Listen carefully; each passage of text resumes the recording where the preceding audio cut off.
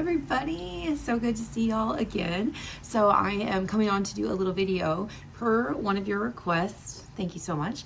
I had a request for a video talking about types of movement and working out, what's safe during pregnancy, basically talking about my most recent vegan pregnancy. So many of you know I'm a yoga instructor, and the cool thing about that is, you know, when people go to the doctor and they're becoming pregnant or they're pregnant, and it seems like the doctor always says no yoga, and that's not all doctors, because I've seen that others will support this, but they'll say no yoga, no heat, no nothing.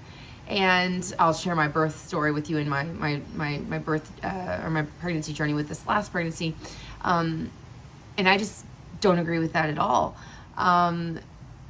What's so cool is that I've been, teaching hot yoga for 3.5 years. And so naturally, when I come up to, finding out I'm pregnant, I'm not going to stop doing that. I'm not going to stop it. I'm not going to stop doing it. I'm going to be right up in it. Why would I change what I'm doing? I'm fine. I'm not broken.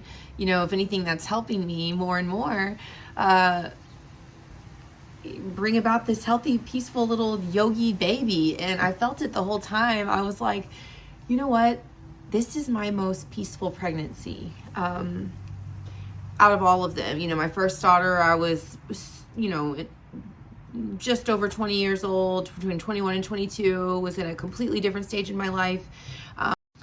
No need to even go there. I mean, it's night and day different. Second pregnancy, I was on my spiritual journey, and I'm very, if you look back now, very rigid, like it needs to be this way, it needs to be that way, and this and that. I was going through a lot of emotions that I thought that I was dealing with, or that I don't know. I don't even know, looking back, like it was all how it was supposed to be. But like this pregnancy, I was the healthiest I've ever been. I moved my body.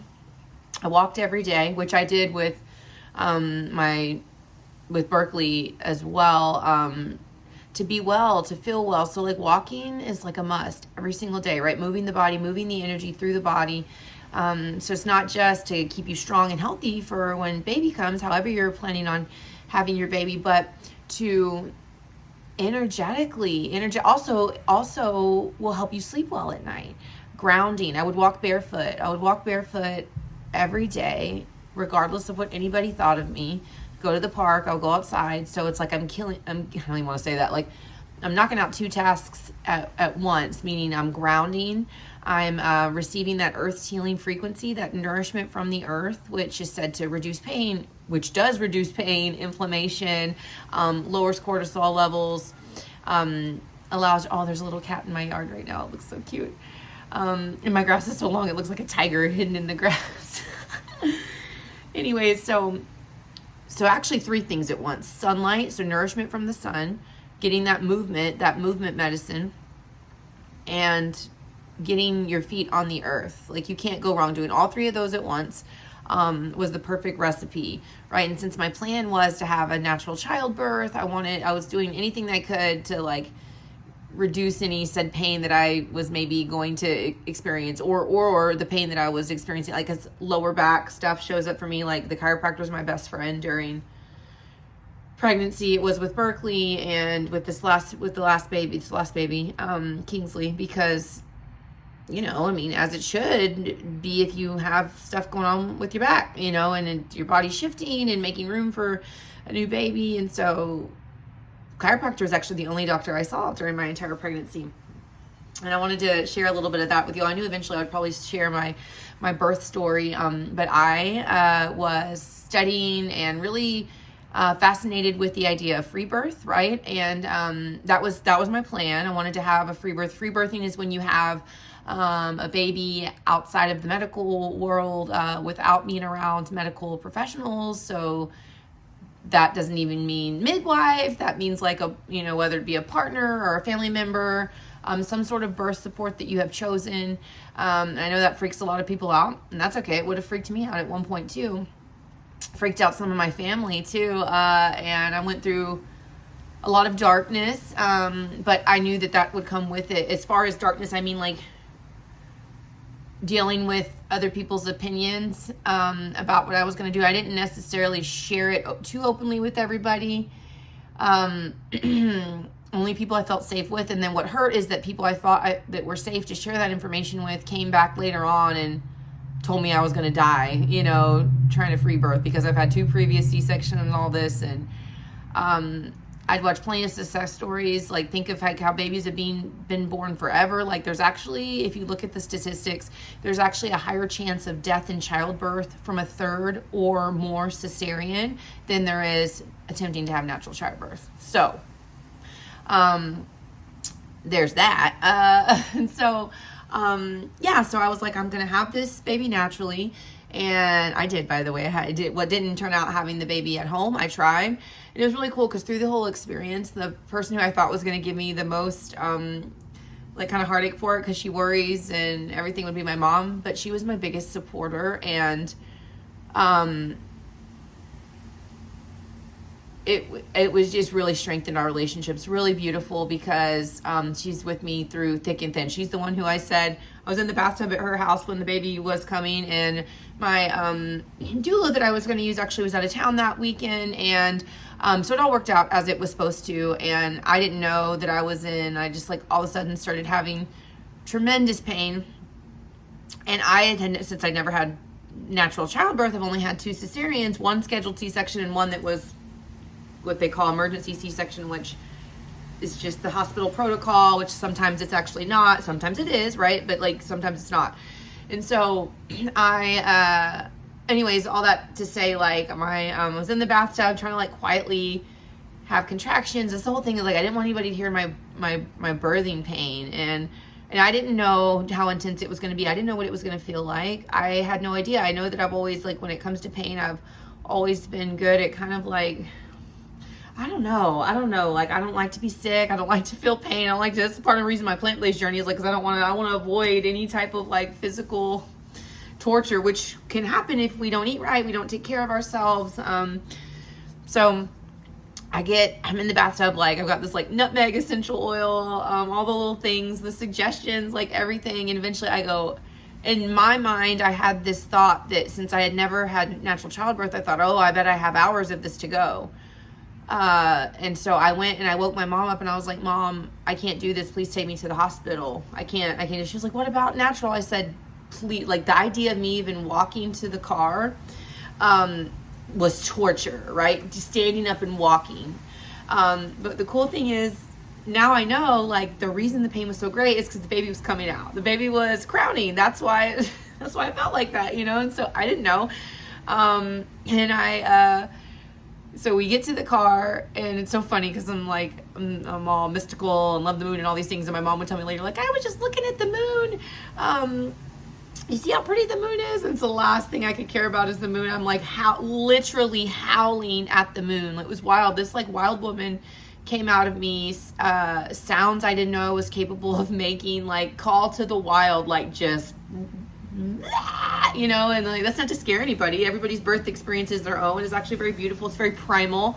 And I said I wanted a natural birth, and I got that. It just didn't happen in the bathtub at home like I had wanted. But I made that choice. I made the decision. I said, okay, take me to the hospital. I didn't have anybody there who knew. It was just me and my mom, and there was this fear that I was scaring everybody and that they wouldn't be able to handle it. So there was so much uncertainty with that, which there's so much uncertainty in birth anyways.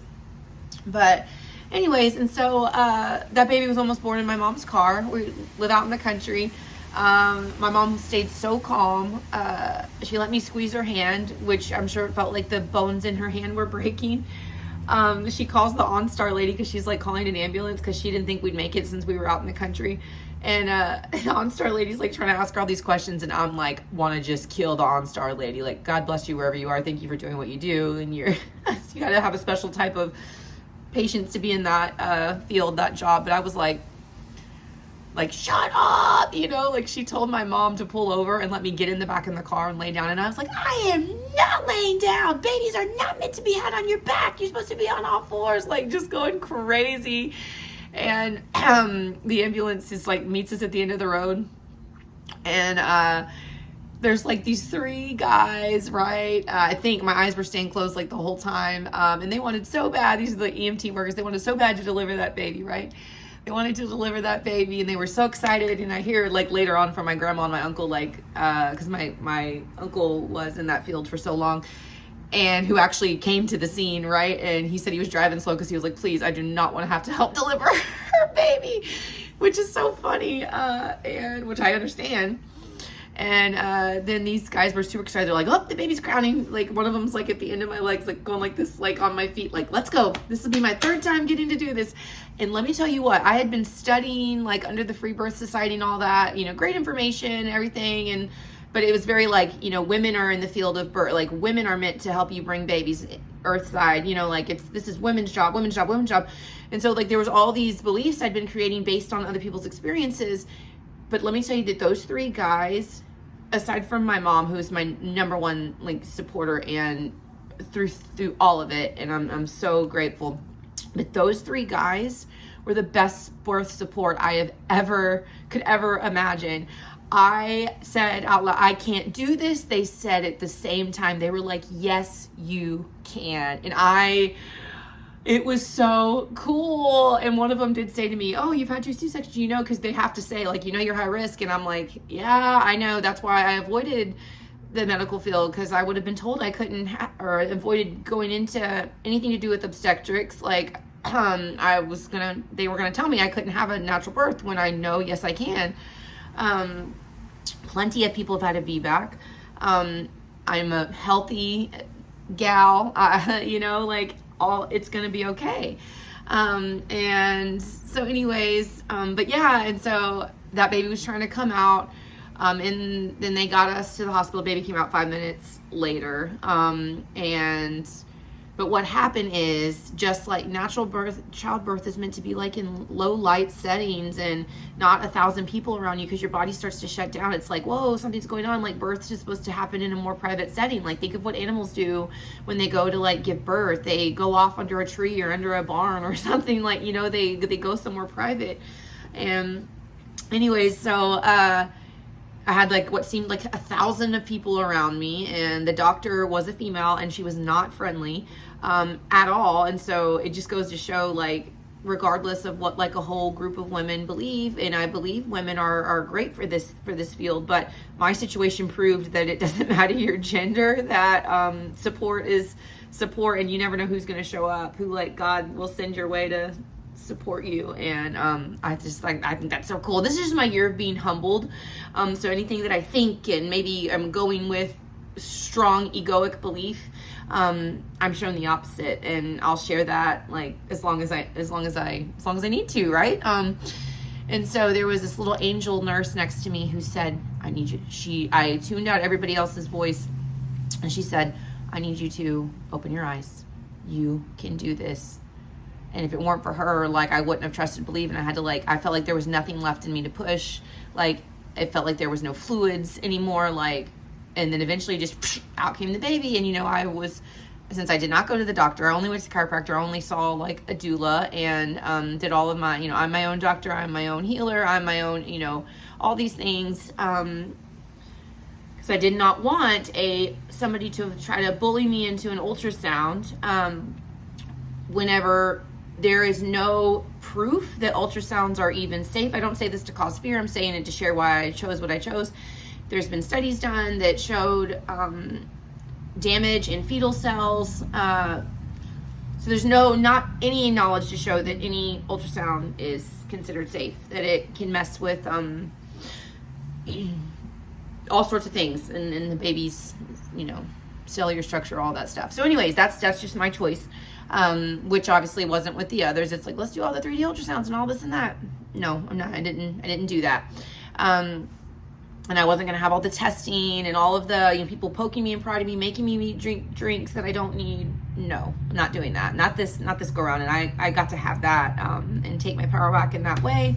But then of course opted to go to the hospital at the end. And I knew also with that meant that maybe people turning a side eye at me if I didn't give certain injections to my baby, or if I said no to this and no to that. And the cool thing is with having a natural birth is they give that baby straight to you. That they don't, like with C-sections, take them away for recovery and take you away for recovery and all the different stuff. Like they just gave me the baby. I'm like skin to skin, like, and I'm like, heck yeah, like I don't have to worry about where's my baby, you know, like when it's natural, just bloop, here you go. And I'm like, oh cool, like, so that was good. Yeah, so I just wanted to share that birth story with you all. The cool thing about the hospital that I went to is that they actually have this whole plant-based and vegan menu, which I was so happy about that. Like that does not happen in hospitals. It happened at this one, and I live in a town where like that's not a thing. Like you normally have to go an hour away for that kind of stuff. And so I got to have it was a fully vegan menu. We didn't have to rely on takeout like I did with Berkeley. Like her dad used to have to go and like he would have to bring food in, and it was during COVID. So that was cool. I got to eat plant-based during that. So but yeah, so that's my birth story. And as far as working out, I would say 20 to 40 minutes, a minimum of 20 minutes every day. Walking, if you can't do it outside, if it's wintertime or whatever, do whatever you can to walk and move your body. I would go to the mall if it was cold, and I would walk laps around on my lunch break. Like there's always a way to get movement in, at least 20 minutes a day, setting you up for success. Have even heard of women still lifting weights throughout pregnancy. Like I've never been a weightlifter, so that's not my thing. But if you were doing it up until the pregnancy, you know, and hot yoga is not gonna hurt you if you've been doing it. Like there's even moms that like go to sweat lodges and do all that kind of stuff. And I mean, there's so many different things. It's like relying on your own intuition as mother. Like we are not broken. We're just growing. I think of the women that like go straight to work after having babies or work in the fields the whole time they're pregnant and like carry the babies on their back and like all this stuff. Like we are created to move and to help our bodies feel good, and a body that stays in motion or that is in motion stays in motion. And so it just is so good. I like through my second pregnancy walked myself into happiness because I was going through a lot of emotions with Berkeley and that separation from her dad. And so like I would have a lot of anger rise up, and so a good friend gave me a book that was like basically walking yourself out of the anger. I would walk every day in nature every day, and I would walk myself happy. It was so helpful. So walking no matter what, right? If you're somebody who likes to run, you know, do the movement that makes you happy, right? And that's just like in our waking life, doing movement that makes you feel good about yourself. Dancing, oh my gosh, come on.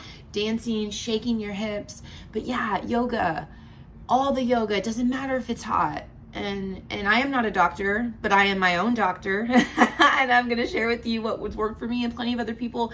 And I would get so happy when I would see other pregnant mamas in there. And I'd be like, yes, let's go. Because they know and they trusted that they can move their body and they're safe and all is well. And if something doesn't feel right, you just stop. Of course, there's certain poses that you should refrain from.